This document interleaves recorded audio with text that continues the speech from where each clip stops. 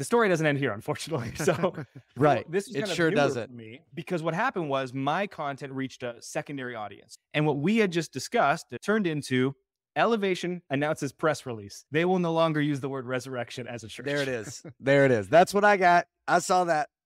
That was challenging. And, there were some people in our audience, they're in the comments, they're fighting for their lives. Be like, no, that's not what they said. Check the source. And it was crazy, man. But the irony is that the whole point is that there are some things that are probably not worth talking about when the medium is not the best place for it.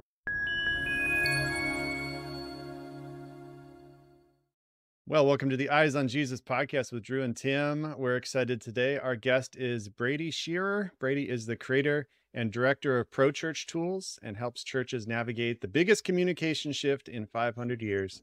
He's also a podcaster of the Pro Church Tools show. Brady, welcome to the show. How are you doing today? Hey, Tim, Drew, great to be here. Thanks for the invite. Absolutely. I was telling you before you came on, your podcast has been life-saving for me, being over the social media of not only my own ministry, but also our church. And it's definitely I'd say my top two podcasts are yours and Carrie Newhoff's, which you've also been on. And so I get a lot of wisdom on there. The Canadians. Yes, exactly. And it's interesting. You say navigating the 500 years, the biggest communication shift. And we don't often think of that because we take social media for granted, but tell everyone just kind of how you got involved in this, just a quick synopsis of your life and anything else you'd like to add from your bio there. Yeah, sure. So as you heard from my outburst, I'm Canadian. I live in Niagara on the Lake, which is about an hour south of Toronto, real close to the American border. Of course, married for 12 years, 2 daughters, a 9-year-old and a 2-year-old. And I went to school to be a student pastor. So I have my degree in theology and youth ministry. Church was really like the first place where I ever felt kind of at home as a young human, accepted for all my eccentricities, found community with a really awesome group of friends and youth group. And I was like, man, I'd love to be a youth pastor one day myself and create this same environment that I was able to find home in. So I got my degree, but a couple years into Bible college, I was like, I don't know if I have the relational bandwidth to be a pastor, especially with these kids. It just, they're going to need so much of my time, but I only want to work with churches. And so I took on this internship as the media director at a new church plant. And they kind of just put a camera in my hands and were like, go and make something for this church. We're a church plant. We don't have much. And so if you suck, so be it. And if you don't, even better. So I'm a very driven person. And so I just went after that with everything I possibly had. And then, I would get back to class and I'd look around at my peers and they're going to be youth pastors, worship pastors, lead pastors in tiny rural cities in Canada.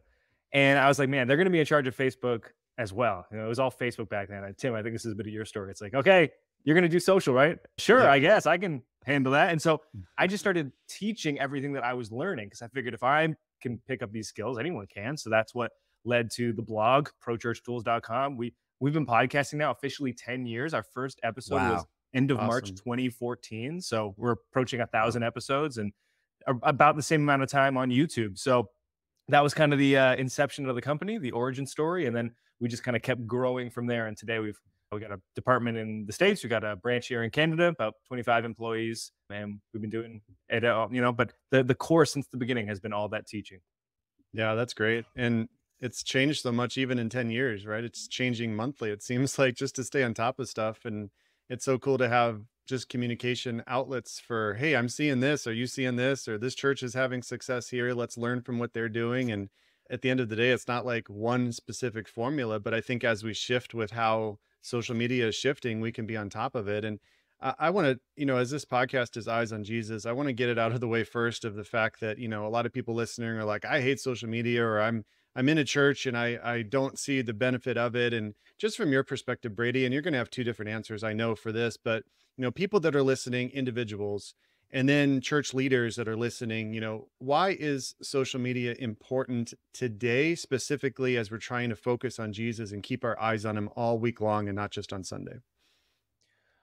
The reason that I talk about helping churches navigate the biggest communication shift in 500 years is to anchor we're living through right now to the printing press, 500 years ago. And we know what came from the printing press. The Reformation came out of that, because for the first time, the average person was able to have the written word and read scripture. And there were plenty of critics of the printing press when it first came out. Surely books would have been printed. No one should read this book. No, if we had never had this technology, this type of idea would never have gone forth in the world. And people feel the same way when we scroll our social media feeds. Like, man, this person should never have had access to a phone and the ability to create a video that everyone could have seen. Like, we should have just stifled this technology. And yet, what we also know about the printing press is that, like, our faith in its current existence would not exist save for the printing press. Right. And the Reformation was birthed out of, like, hey, man, maybe our churches are interpreting scripture and using it in ways that are not exactly what this Bible says. And we're living through a very similar kind of removal of the gatekeepers moment.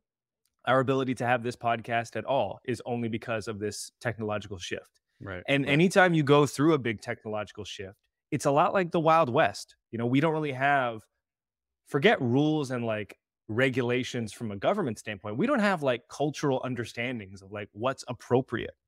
And in terms of the creator side as a church and then the user side as a human, I would say that a lot of us long for the good old days of social, where we call this the era of the social graph, where most of what you saw on your feed was just, friend and family connections.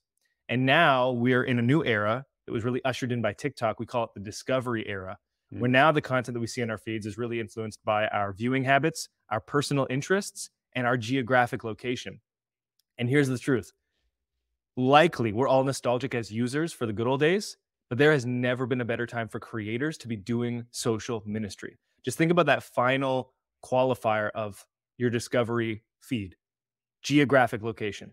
You as a church are a local institution, a local organization. The fact that people are more likely to see your content and not be followers of Jesus because they live close to you than I am as a follower of Jesus because I don't live close to you, like, that's an amazing thing. Yeah. When I got started at my church plant, we did billboards, we did radio and TV ads, we did mailers, and the cost of distribution for those traditional outlets was not insignificant. And we get together as senior leadership and talk about, hey, if this doesn't work, like, a big chunk of our budget is gone. We're a new church plant. Most churches are about 100 in America. So surely many, if not most, listening can relate. Now, distribution on these platforms is free. Think about the feed that you see on your phones. Think about how it used to be. Everyone you saw, you knew. Right. And now, more than half of what you see is from people you don't know. Yeah. That means, if that's true for you, there's real estate on everyone else's feed where your church can be. Your sermons, the good news, the gospel going forth into all the world. Yes, social media has its challenges. We are in this like in-between stage. It's a teenager, right? Social really came around 2005, 2008 for the public. Like, it's just reaching adulthood, nasty teenager. What do we know about teenagers? They're awful and they're amazing. They're both. Right. And we're kind of in that phase right now with the internet, and we can bring the light to it as churches. And that's kind of what we teach. I love that. Yeah, that's so true. Is don't throw the baby out with the bathwater. There's good to be found in it, and the people are like, I'm not on TikTok because it's just ladies twerking. It's like, well, not on my feed. Like, it might take you a day to like, search for terms and things like that to make it personalized, but it really is what you make of it. And not that everyone needs to be on TikTok, but like, you say like 10% of your churches are on TikTok, and our church is on TikTok, and we live stream on there, which I think is pretty rare. And the way I look at it is that, it's so hard to get people to walk into a church, right? And there's ways to do it and stuff like that. But, people are always on their phone. It's literally a portal to the world. And if I can impact, unlike Facebook and YouTube, where I'm live streaming to people that follow me, TikTok, I have a chance to reach someone who's flicking through the lives to experience church, even if it's for 5 seconds. If I can show a 16-year-old kid a church service, even if he comments something negative about the spaghetti monster in the sky, I still feel something that I've shown him something that he's not going to experience on his own yet. Yeah. And so like, there's something about the mission field in things like TikTok and social media that I think is exciting. Instead of saying like, oh, all the negatives, well, what are we doing to disciple? And Drew and I did an episode on discipleship digitally recently, and it's an interesting term, and Drew's always getting me to think about terms, discipleship. Well, what does it actually mean? Or I always think of the fact that, he always says, well, us pastors are always excited. And I look at it and it's true. We're always excited about something. We're excited about Sunday, excited about our sermon. And I try not to use that term anymore, just thanks to Drew. But when we look at social media from a discipleship standpoint, a lot of times what we see online is information or teachings and not discipleship per se in the term of like a mentorship session. And so what have you seen done well with digital discipleship specifically, and where do you see it going? So in terms of social, it's really important to understand like what stage of a relationship you have with someone through social media, because there isn't a great amount of depth to social. It's great for width. It's not especially good for depth. So what you're able to do is reach a ton of people in like a really kind of shallow or introductory way.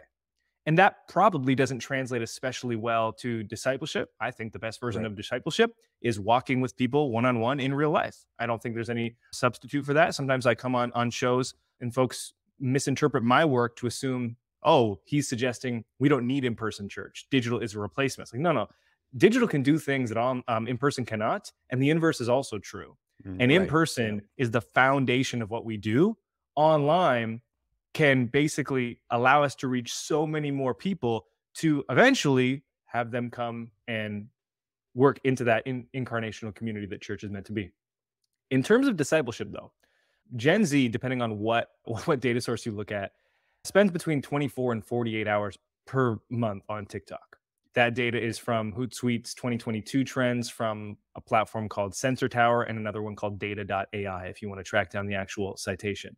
That's actually not just Gen Z. That's all TikTok users worldwide outside of mainland China. We know that TikTok skews younger. It's going to be mostly Gen Z and millennials, but Gen X is going to be sprinkled in there as well, a little bit of the boomers. That's like 5 to 10% of a person's waking time in a month. Like that's a lot of time. And so what that means is if we're spending time on these platforms that are serving us content that we're almost indirectly choosing to see based on our habits, if we're not being really intentional, we are being discipled by what we are consuming. That's right. So like right now, I'm trying to find a really good orzo recipe for my family because I'm a big sucker for orzo. So I'm being discipled in the ways of cooking orzo because once I searched for it once in TikTok, everyone behind the scenes was like, all right, he wants orzo recipes. All right, we got 2 weeks. Show him a ton more about orzo. And I was getting all the best orzo recipes and they were, being shown to me that way. Yeah. And so we have to make really intentional choices as users of TikTok to tell the algorithm what we want to see. The misnomer, the misunderstanding is that TikTok is going to force you. And I say TikTok, but let's be really clear here. Discovery algorithms are the same on YouTube and on Facebook and on Instagram. Yeah. TikTok was such a force that all of these other platforms a couple of years ago moved away from what they were doing and invested a ton of money and capital and manpower into developing algorithms that could rival TikTok's. So it's the same on those platforms as well. Social, at the end of the day, wants you to spend as much time on the platform as possible. So they are not going to continually serve you things that you do not want to see. If you keep seeing things you don't want to see, 2 questions have to be asked. 1, are your viewing habits different from your stated values? Like back in the day, Pastor Drew, maybe you used to say this. I heard it a lot growing up. Like, show me your bank account and I'll show you your values. It's like where you spend your money is going to tell you about what you care about. Well, now, best thing you can do is just screen record your For You page and just swipe for about 20 seconds, 2 minutes, then watch that back. That's about as like sober of an accountability partner as you'll ever have. That is not going to lie to you. It's going to show you exactly what you care about.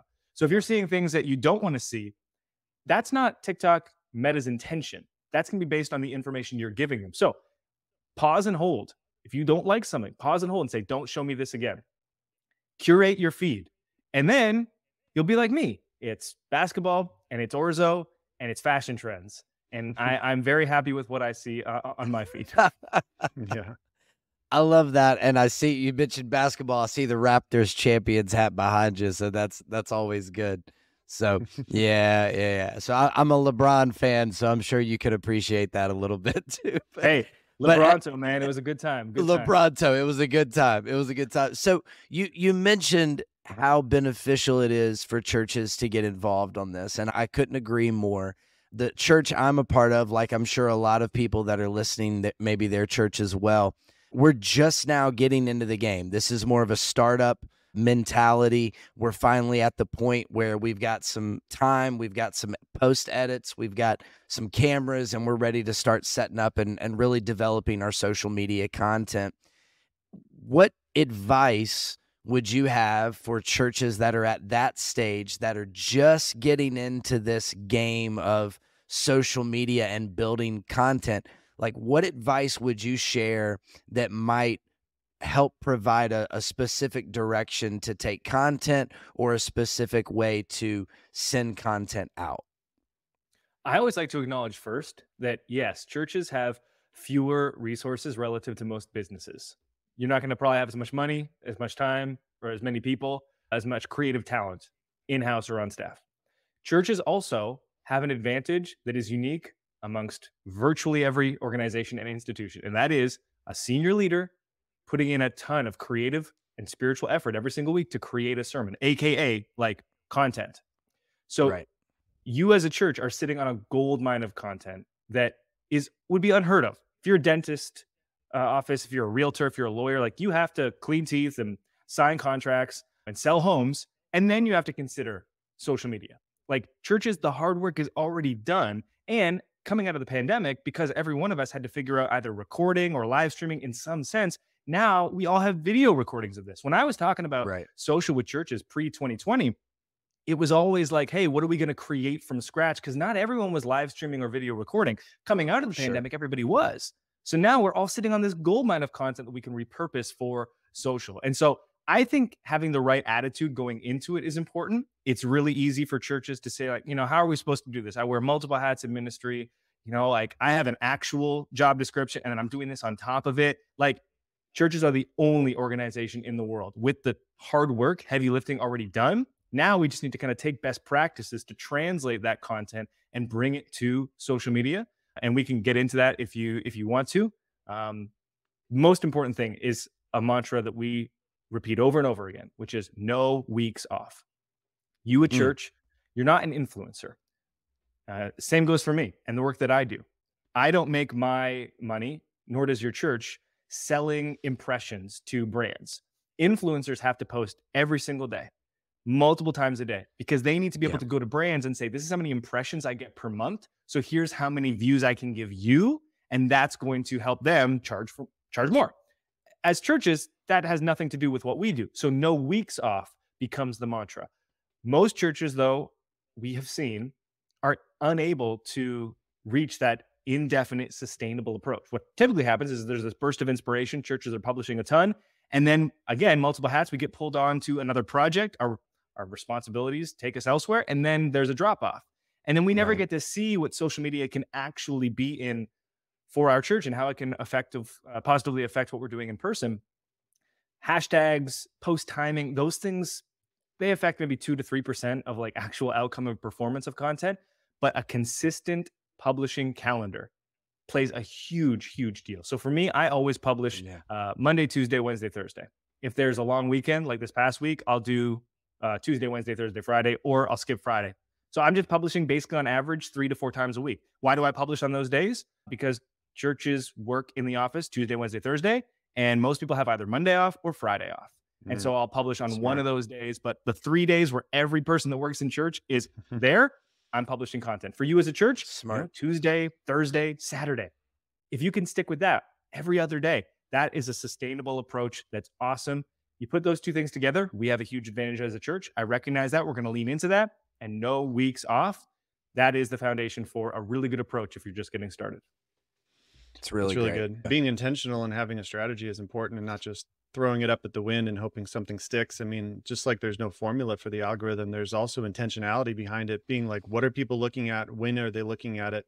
And how are they consuming it? And then being there for them, because as a church, you want to be on their feed, not just the other church, but you want the gospel to be at the forefront, especially people in your church. You want it to reach them and give them content throughout the week. And, I think like most people, I have a love-hate relationship with social media. I was in 2018, I was going to quit it, just cold turkey, delete everything. And God called me back into it to make a difference on it.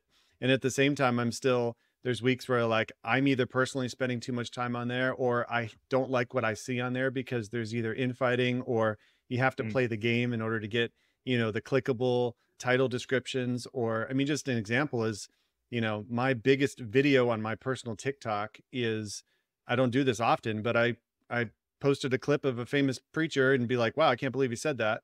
Right. And it got 2 million views, where I do a lot of discipleship videos of like, hey, let's dive into this Bible passage, and I get 200 views, and it's like, it's the sensational stuff that people often go towards. And, I noticed this recently with the pushback, and I would say hit pieces on social media that was done about Elevation Church from one of your podcast episodes when you interviewed their copywriter. Now, I listened to this episode before this stuff came out, and I thought it was a great episode. I thought it was insightful and great strategies to hear from a mega church on what they do to, with having intentionality behind their verbiage and how that can be applied to smaller churches. And I was shocked to see it come through my feed constantly of like, oh, Elevation doesn't like using the word resurrection in their media. And I didn't even think twice about the fact that they don't use that in their marketing, but she made a point in the episode to say, we say it in our service. So it's not like we're opposed to the term, but and their songs and yeah. And ultimately that's their choice on how they market it. And it's not like they're avoiding the topic, because once you come in, they'll hit you with the gospel, but that's not what came through on all the articles that were written about it. And so anyway, I was just curious, Brady, on your, opinions on kind of how that went down, and maybe a bigger context of oftentimes how social media is used for infighting among Christians instead of the goal, which should be to spread the gospel. Yeah. So great social content is found at the intersection of faith and culture for us as churches. We need a piece of content that's going to be accessible to those that know Jesus, but just as accessible to those that have no affiliation with faith at all. Yeah. And so for context, I bring on Brady Shearer. She's the copywriter at Elevation, and we're talking about language choices that Elevation makes. This is true for larger churches, but it's true for small churches. We've all been in that place where an elder or a person is up giving an announcement, and they've been going on for a while, and it's like, this has nothing to do with what we're trying to do on a Sunday morning, and this has gone off the deep end. And so, Elevation was talking about, hey, here are the standards that we have for language, how we talk about things internally, so that there's this consistent voice. In the same way that churches have values for the mission, hey, here's what we're trying to accomplish. And we all know if we want to get our church like all pulling in the same direction, like, hey, here is why we exist in this place for this time, and here's what we're trying to do. That is really important, because when you make a decision with budget, you make a decision with programming, you can link it back to the values and say, remember, we all agreed this is the mission and these are the values. It's not about personal preference. This is what dictates what we're doing. Not me as the pastor's choice, what I want to do. It's about this and fulfilling this to the best of our ability. So Elevation takes that same approach to language. Here's how we're going to talk about things. And so I asked about Easter, and I said, hey, so Easter's coming up. Like, how do you talk about Easter? And so then Nikki goes in and she says, well, we purposely on our Easter invites use language. So we'll start with scripture, and we'll be like, okay, this is the verse that we're using for our Easter programming this year. And when we talk about this verse to Christians, we're going to use language that is shared with them. And when we talk about this verse with people that have no faith background whatsoever, we're going to use language that's going to be accessible to them. Right. And, for useful context, 50% of Gen Z now identifies as atheist, agnostic, or nothing in particular. They are the least religious generation in American history, and they're the first to be 50% plus, like non-religious at all. Wow. And so the landscape in America is changing dramatically. And so for us to assume that people understand like the blood of Jesus and Calvary and resurrection, which were the three terms that Nikki highlighted specifically and said, we're just not going to use that on an Easter invite because I might have like 100 characters and I'm not going to get into the resurrection because people know what that means literally, but they also don't, might not know about the incarnation and original sin and the fall. And to understand the resurrection, like, why does that matter? Well, you need to understand all these other theological topics. So we're going to save that for Sunday morning. And I agree with you, Tim, like we talked about this and the podcast went live and our audience saw it and nobody said a thing. And I then create content from the podcast. So I created a single post, and the post's title was Why Elevation Won't Use the Word Resurrection on Their Easter Invites. And I sent it out to our newsletter list. So I sent it to 50,000 churches as an email newsletter. And I got, several dozen emails back, and everyone was like, yeah, that makes sense. Cool. And then a week later, I published it on Instagram. And on Instagram, my audience was kind of like 95% positive. Normally it would be 99% positive, but there was like 5% that were like, I don't know. Like, I feel like it's okay to go straight to those things. And to be clear, when you make a post like this, you're not trying to say, here's how every church should behave. It's more of an Right. illustration of here's how this church is doing things. And if you don't care to do things this way, it wouldn't be your preference. It wouldn't align with your church's mission. Praise Right. God. This is how they're doing things. Right. Nuance like that doesn't exist often. And so we had some churches in our audience that were like, this is watering down the gospel. How could you? So a couple of those pastors, I went to their websites and they had Easter invites at the top of their website. Your church's website is your front door. People are going to check that out before ever coming in person. And they had kind of like what I would call wishy-washy language. It was like, find a place for community here. And I was like, well, pastor. Right. You're not using that language there. You're not getting into the doctrine of the incarnation either. And, one of those pastors eventually reached out over DM and was like, hey, man, I think I was wrong. Like, can we remove these comments? We removed them. It was this great moment of like, reaching across from disagreement and finding common ground. Awesome. So that was my audience. The story doesn't end here, unfortunately. So Right. this was It kind of sure newer doesn't. for me, because what happened was my content reached a secondary audience. So our audience has grown a lot in the past few years. We have 150,000 on YouTube and past 100,000 on TikTok and Instagram. And so we now have the type of reach where a piece of content like this can reach farther than it typically would. And so it kind of reached this secondary audience. And what we had just discussed, as we've heard here, turned into Elevation announces press release. They will no longer use the word resurrection as a church. There it is. There it is. That's what I got. I saw that. Yep. So That's what hit my front door right there. that was challenging. And there were some people in our audience, they're in the comments, they're fighting for their lives. Be like, no, that's not what they said. Check the source.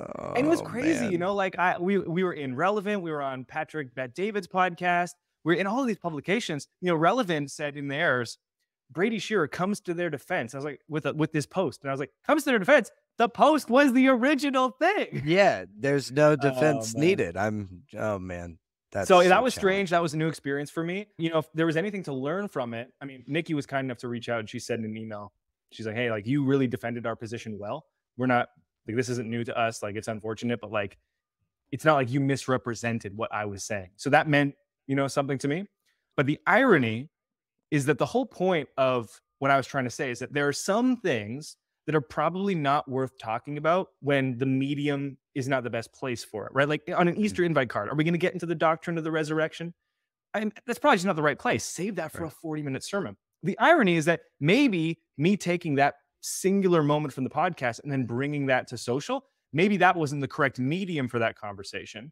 Now, internally, I'm already pushing back because like 95% of our audience found it helpful. And then like it reached a secondary audience where in bad faith it was taken, but it's still worth reflecting and being like, maybe some things are not worth bringing to social because they actually can't be understood with nuance because the platform just doesn't really allow for it. That's interesting. And I was watching Elevation on Easter morning on their live stream, and some of the comments were like, who else is here to see if they mention the resurrection? And well, I feel so bad, man.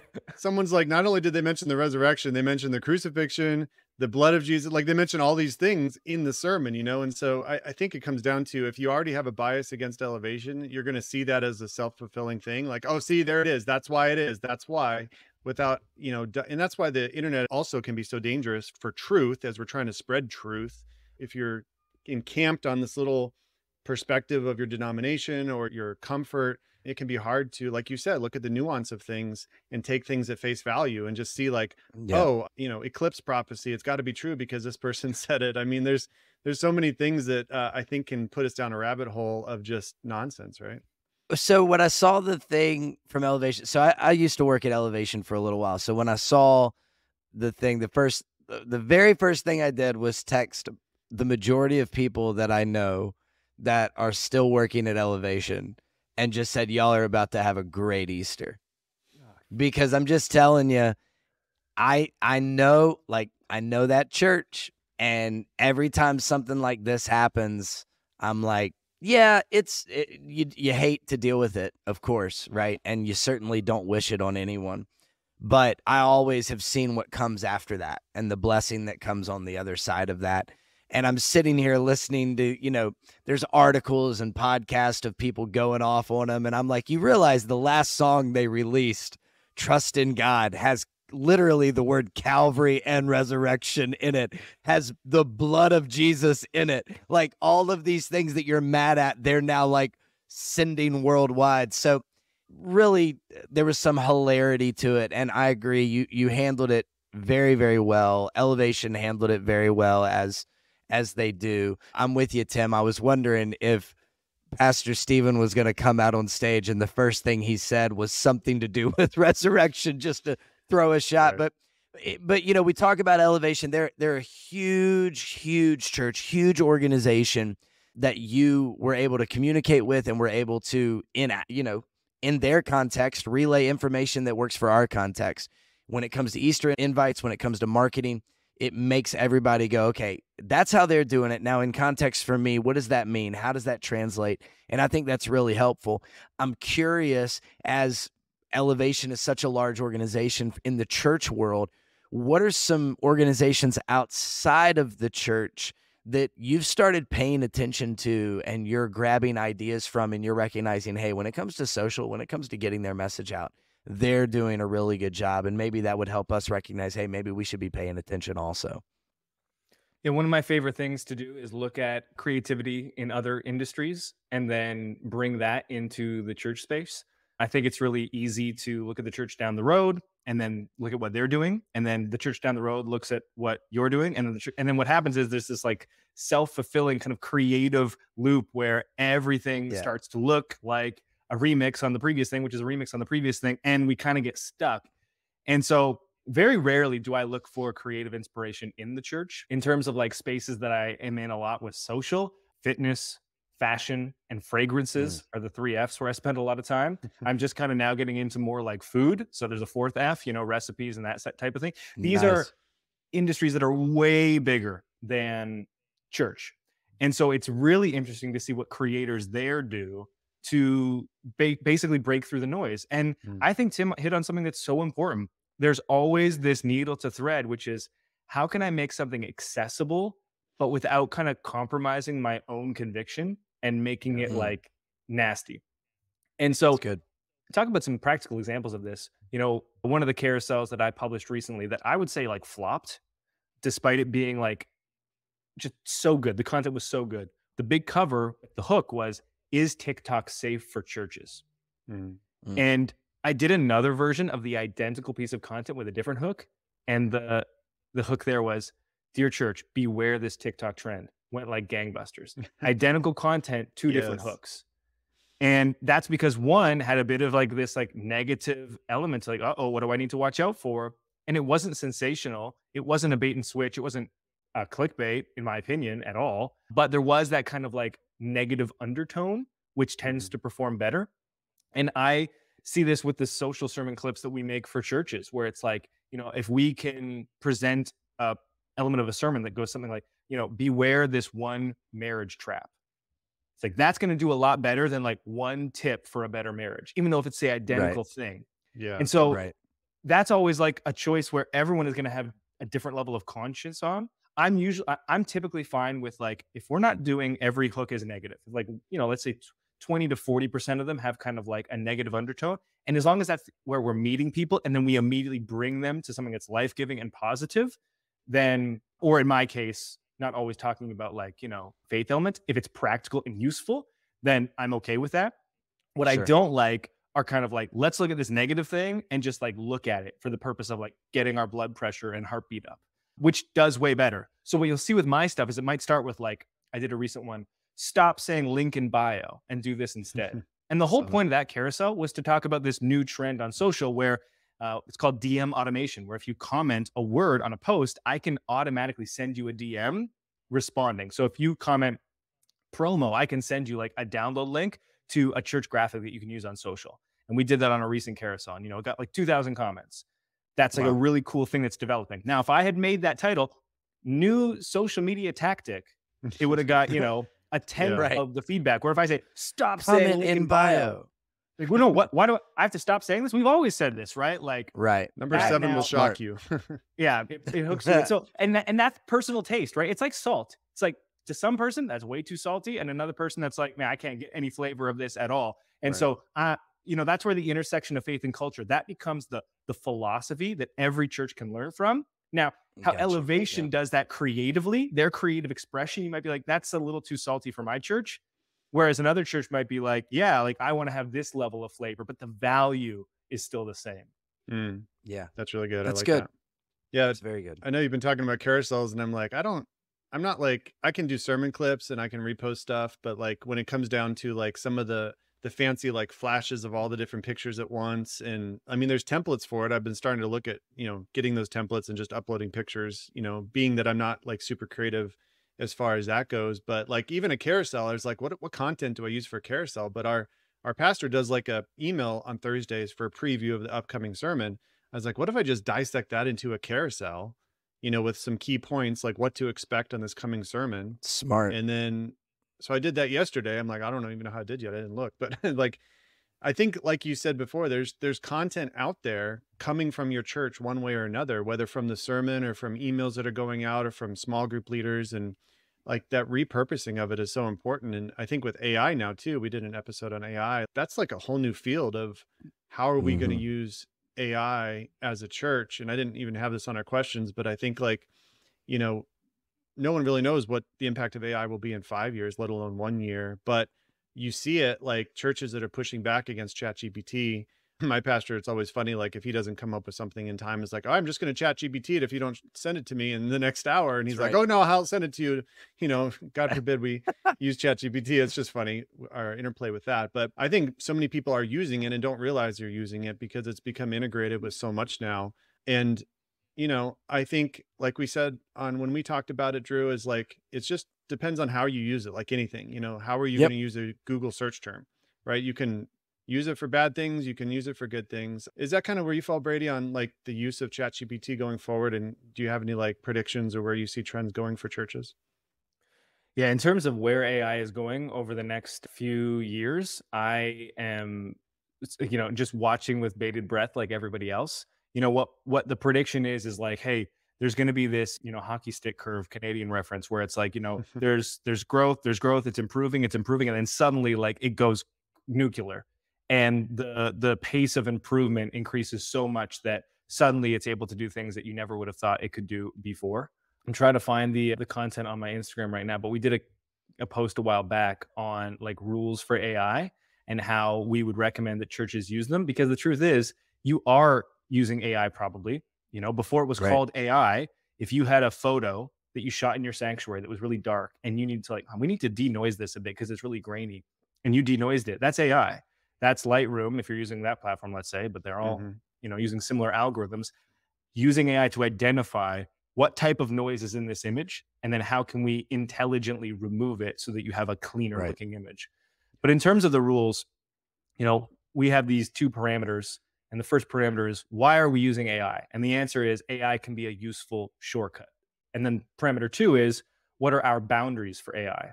And our answer for that is, we're not going to use AI as our exclusive source. So let's talk about some examples of this. So first example is, you need to write a description for the about page on the church website. So you take a sentence about your church. We are Hope Church in Nashville, Tennessee, and we believe in connecting people to community and hope in Jesus Christ. You then put that into the AI generator and it uses your source material to expound on that to create a paragraph. You put in one sentence, it gives you 10 sentences. You look at those 10 sentences and you are the one that decides, is that an accurate picture of our church or not? Right. You know what? 90% is correct, but there's this one thing that we would never say that. Let's remove that. Good. So that would pass our policy. You didn't use it as like the source material. Your sentence was the source material. And it was a shortcut, meaning you could have written it, but you just saved 20 minutes by having it write it for you. Here's a second example. Sermon research. You ask the AI what the book of James says about mercy and to provide citations. The AI follows your instructions. You don't double check the sources. Fails our policy. You can just Google Stephen Schwartz ChatGPT to understand how dangerous something like this can be. Basically, there was this lawyer that used ChatGPT to look up sourcing for a case that he was trying to make. He was like, well, if we look at the precedent of, Jones and Johnson in 2012, And people were like, wait, where is that from? And they looked it up and they're like, ChatGPT just invented a citation. Like there was that case never happened. There was no precedent whatsoever. And of course it was really challenging. Sorry, that's incredible. Landscaping crews right outside here. I don't know if you can hear that. That's all right. That's all right. So that's actually really hopefully useful instructions on how to use GPT and things like this, because it's super useful. We used it as another practical example. We had these staff shots and they were really pixelated and really old. And this church only had versions of them that were cropped into circles. And we were building a new website for them. And they're like, well, we're not wanting the circular headshots. We want them to be square. So I brought them into Photoshop and we used generative fill to fill the space around their faces. Their faces were their faces, but the background that was already blurred got expanded. We upped the resolution, enhanced the image, and like, okay, great. The source material was a photo of a real person. We didn't change that. We just then filled in this negative space that otherwise didn't exist. Now, it had some challenges because at the hand part of the staff person, it turned them into a deformed monster. Their hands looked like, dinosaur hands. So we had to crop that, right? So it's not perfect yet. And that's what I'm getting at with the hockey stick curve. Like maybe one day in a year, we'll go from like pretty good to like perfect. Sure. I like using it for anytime we're titling something. Like anytime we're titling something, I'm all about throwing it in there. I mean, we did that when it came to this podcast, when it came to like episodes and things like that. Like we'll throw it in there. We'll get 10 ideas back. And if anything, it at least makes you think at a different level. It at least challenges your creativity, because if you are stuck on something, it at least brings you to a place of being unstuck. And I think that's really helpful. And one of the things we've actually been talking about as a church is when it comes to writing like written posts, things that take time, like we talked about, especially when it comes to like Facebook and you're wanting to promote people joining you on Sunday mornings or any other content you're wanting to put out. We've talked about making sure we produce an element that's human when a human writes it, and then producing an element that's AI when AI writes it. Because there are some times that we say, hey, I need a Facebook post for a church. It starts at 9 and 10:30, and this is what the church is about. And then boom, they give you a Facebook post. We'll copy that. We'll paste it into Facebook, but then we will actually say, like, here's your AI generated invite for Sunday. And we've even talked about like having a pretend like made up AI social media manager and having moments where the AI social media manager posts and having moments where the human element posts, and then vice versa. So we're trying to get into the game of all of that. We want to lean into that. But like you said, we also want to make sure that we're still being true to who we are. We're still evaluating what it says. But I mean, if it can take 20 minutes off of your day and it can do that week after week after week, that certainly has some value that I think people need to lean into and express a little bit. Drew puts it in, send a post for inviting people to Sunday, and then it comes back with all this excited stuff. And you're like, don't use the word excited. Don't use the word excited. Yeah, exactly. Exactly. Yeah, you can tell what kind of church it thinks you are pretty quickly by the by the invite. It's like, come to this glorious time of, I'm like, I got to give them more information. I'm really excited about my sermon series. I got to give them more information. So it almost talks like old English at first, like, dear congregation, a little bit, like, a little bit. Yeah. It's funny, it's got the dove emojis and all that stuff. You got to work with it. You got to teach it a little bit, but it'll do its thing. It'll do its thing eventually. That's good. Hey, Brady, I wanted to get your thoughts. I've been starting what I call a social media volunteer support team. And I don't know if anyone else has done this, but I wonder if, just based on your ear to the churches, like if this is if I'm on the right, track here. But my thinking is that based on the algorithm of, it pushes it out to so many people. And if it doesn't do well, then it kind of dies in the water. It pushes it to the next group and how things work. But if you post something as a church and you immediately had 30 people that went to it, liked it, and commented on it, and that was part of like your volunteer support team where they're in a Slack channel, I say, okay, here's a link, just posted this, go. And they go to all the sites and they do that, kind of like salting the tip jar, if you will. But also like the volunteer support team could do things like, hey, use the Slack channel for ideas. If you'd like to see things, if you'd like to create stuff, if you have a skill in social media, if you'd like to be a part of, like, I'm ultimately going to be the gatekeeper of it, but if you'd like to throw ideas my way, if you'd like to do camera work, if you'd like to be more involved in the church on social media on Sunday, like that's also like the next level of the team. But just with the initial thought of, okay, to push the algorithm, is there something to that of having a dedicated team to do that? What are your thoughts? Yeah, so those like engagement cells definitely don't work anymore. Okay. They had a moment maybe like 7 years ago, but the algorithms are very smart and can detect that type of thing. And if Mm. it was as simple as being able to game the system, everyone would do it. If you think about SEO, what matters for search engine optimization, unlike traditional search engines, is backlinks. So other links linking to your site to basically say, hey, what they're saying is trustworthy and it has a good reputation, so much so that I'm going to link to it. That's the foundation of how SEO works. So what came out of that were you could like buy backlinks from people and like, hey, all we're gonna do is we're gonna set up these fake sites and all they do is backlink to these other sites. And that way we're gonna beat Google. And it worked until like Google was like, well, obviously we can't let this work because now people aren't getting content that's good. They're getting content that has been farmed and manipulated. So the way that algorithms work in their simplest sense, and they all work this way, is when you publish something, it gets shown to like a couple dozen people. And based on how those couple dozen people respond, that then determines how the algorithm shares it with like more people and more people and more people. So if you send 25 people right away to go and hit like and hit comment, that is just going to be ignored because it's not going to be part of like the pure test group that the post is going out to. Gotcha. In terms of actually having people get involved, absolutely. One day I was just a kid with a camera in my hands going to make a vision video, and I had no competence whatsoever. But what my pastor instilled into me was confidence, because he was like, I trust you to figure this out and go do it. And I think churches are often looking for competence first. And maybe you have some truly prodigious talent in your church, but that's rare. Start with the confidence and the competence will follow. That's good.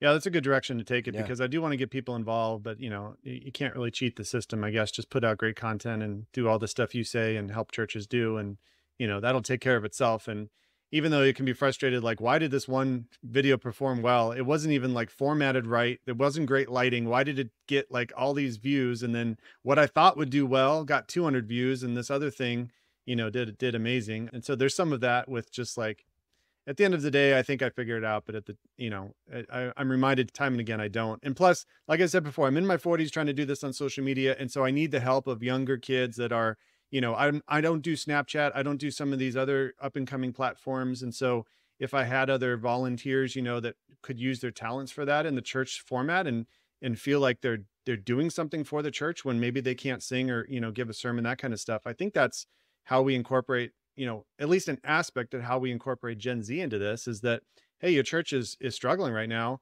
with, their Facebook is all about just come to Sunday, or just announcements. Like maybe for people listening, if you see that at your church, just ask to get involved. Like I'm sure, especially smaller churches, your pastor that doesn't have time for it would say, yeah, absolutely. Help me, And so maybe that's a call to action for people listening is just use the gifts. And, if you think you're on social media, just scrolling, wasting time, like maybe God's raising you up in this moment to be used to call back into it. And so I think that's a good reminder. So Brady, why don't you tell us as we wrap up, some things that Pro Church Tools will help churches with? Because I know there's a lot. So maybe just break it down for those listening of what services, they can reach out to you for. Yeah, I mean, if you want to dive deeper into social media, we have a free 1-hour YouTube video called the Church Social Media Masterclass. Basically teaches everything that we do for churches one-on-one, shows you exactly what we do.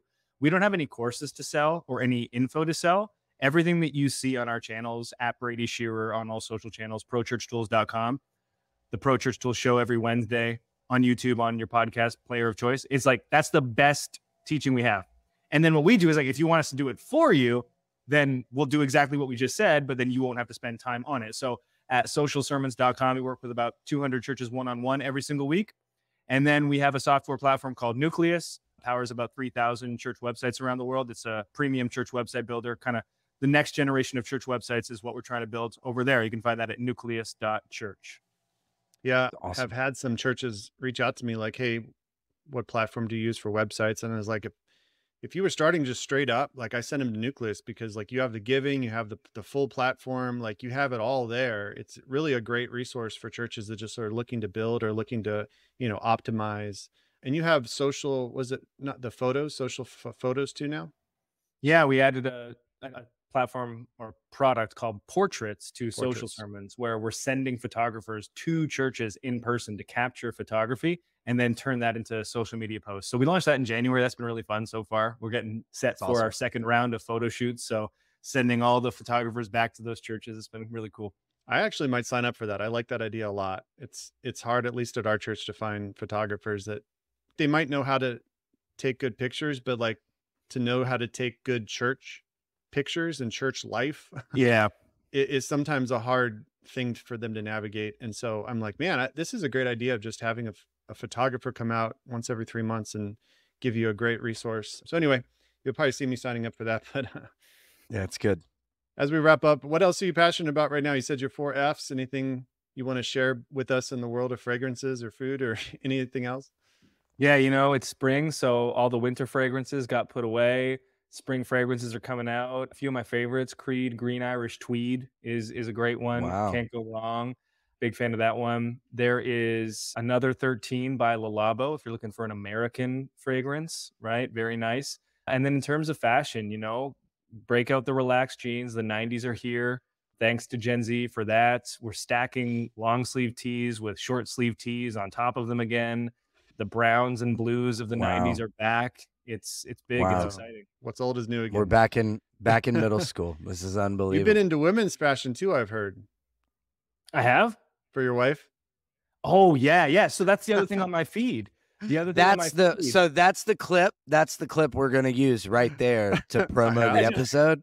Yeah. His face when you said you've been in women's fashion, and then we're just not even gonna title like the one thing you didn't know about Brady, and then we're just gonna throw it out there and see what happens on the episode. Oh my goodness. So to Tim's referencing, I've been redoing my wife's wardrobe because I'm kind of like the fashionista in the house. And she loves fashion, but she'll just buy like a trendy item. Like she bought cowboy boots last year and then was like, how do I style these? And I was like, babe, yeah, you need a holistic approach to your wardrobe. Yeah, you this is thing. It's quite the statement you're making, right? Yeah. 100%. So yesterday we went down to Yorkdale and we finished out like this 1 month like redo of her wardrobe. And she went out today to have coffee with her friend and she put on a new outfit and she's like, I've never felt this confident. Like I feel great. And it was just this fun creative project to work on together. It was lots of fun. That's awesome. That's awesome. I don't know, man. I've been a one fragrance guy for a while. I think I'm missing out on having a wide selection maybe for different. Oh, yeah. Nothing wrong with a signature scent, People know you buy it. Okay. Great. They're consistent. Trademark. Mine is English leather. It's what I grew up with. No, I'm just kidding. That's such an old one. I grew up with my dad. Dracar Noir. Yeah, exactly. Oh boy. Well, Brady, thank you so much for coming on. Appreciate that. And we'll have links in the bio too. No, link in the bio. You say don't use link in the bio. Look, don't use link in the bio. Yeah. Link in the show notes. Okay, that's okay to say, right? Link in the show notes for all your stuff.